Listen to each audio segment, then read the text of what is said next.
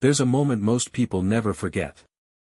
You're sitting at the kitchen table, maybe it's Sunday morning, maybe it's late at night after everyone else has gone to bed, and you open your bank account. You've done this 1,000 times before. Usually, what follows is that familiar tightening in your chest. That quiet dread. The mental math that starts automatically: rent's due Thursday, car insurance comes out Friday, and there's still 2 weeks until payday. But this time, something is different. This time, the number on the screen doesn't scare you.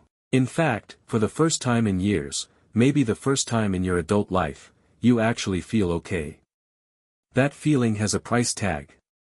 And it's probably not what you've been told. Financial advisors love big, round numbers. $1 million. 500,000. Max out your 401k. All of that is fine advice, eventually. But none of it helps you right now. None of it explains why. Some people seem to stop worrying about money at some point while others keep grinding, keep stressing, keep lying awake at 3 in the morning running numbers in their head, even when they're earning decent money. The real turning point isn't $1 million. It isn't even close to that. It's $20,000. I know how that sounds. $20,000 feels like either too much or not nearly enough, depending on where you're standing right now. But stay with me, because what I'm about to walk you through isn't motivation talk. It isn't a get-rich pitch. It's the actual mechanics of why this specific number changes everything, financially, psychologically, and in ways that will quietly affect every decision you make for the rest of your life. Let's start with something that nobody in the personal finance world talks about honestly. Most Americans over the age of 45 have spent decades doing things right by the old rulebook. You showed up. You worked hard. You raised your kids, kept the lights on, handled whatever came your way. And maybe you saved something along the way. Maybe you didn't.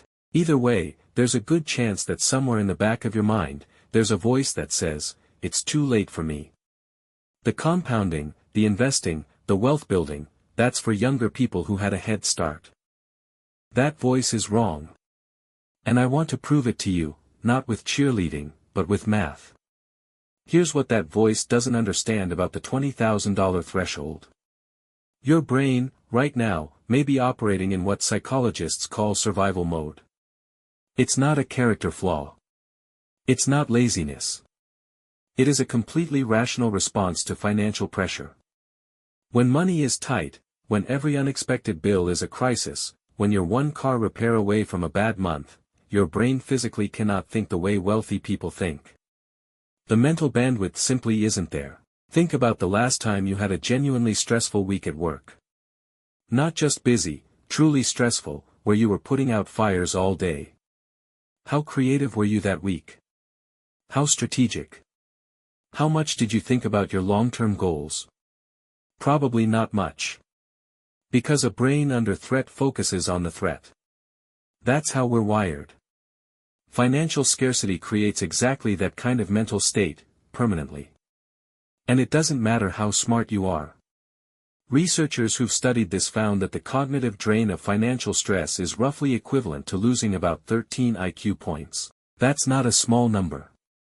That's the difference between performing at your best and performing significantly below it, every single day, because part of your mental processing power is always reserved for managing the anxiety of not having enough. That's what $20,000 fixes first. Not the math. The mental load. Here's what actually shifts when you cross that line. Researchers at Vanguard found that having just $2,000 in emergency savings, 2,000, increases a person's measurable sense of financial well-being by 21%. $2,000. That's 1 month of average expenses for most American households. That small buffer is enough to begin moving the needle on how safe your brain feels. That voice is wrong. And I want to prove it to you, not with cheerleading, but with math. Now push that number to 3 to 6 months of living expenses. For most Americans in their 40s, 50s, and 60s, that lands somewhere between $15,000 and $25,000. At that level, research shows another 13% improvement in financial well-being. But here's what the research can't fully capture.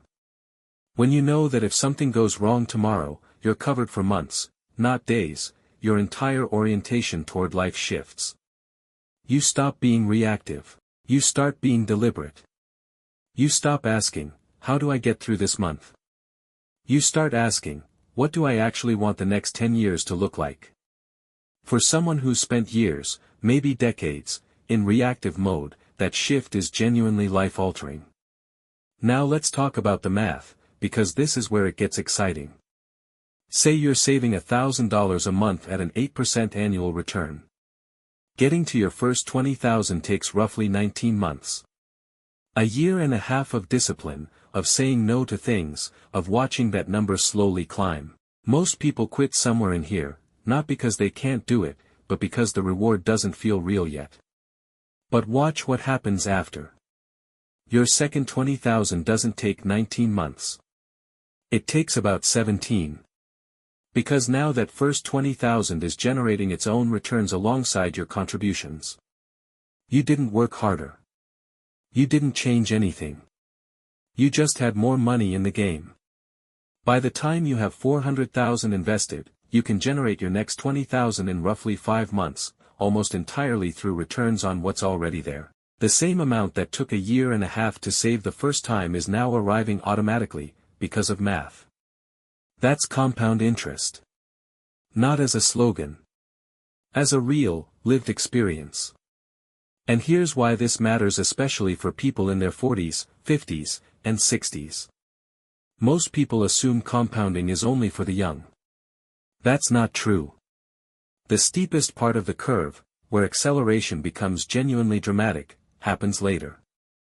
The last decade before retirement can generate more wealth than the previous 3 decades combined, if the money is already in motion. 20,000 puts it in motion. If you're in your late 40s or 50s, there's a good chance you've watched your parents age. Maybe you've seen what it looks like when someone arrives at retirement without enough. That fear is real, and worth taking seriously. But fear often paralyzes instead of motivates. The gap between where you are and where you need to be feels so enormous that the whole thing seems pointless. Why save $300 a month when you need $300,000? The point is the $20,000. Not because it's the finish line. But because it's where the psychology changes. It's where saving starts to feel like it's actually working. Where you go from feeling behind, which is demoralizing, to feeling like you're in motion, which is energizing. The biggest obstacle to building wealth isn't knowledge. It isn't income. It's sustaining the behavior long enough for compounding to do its job.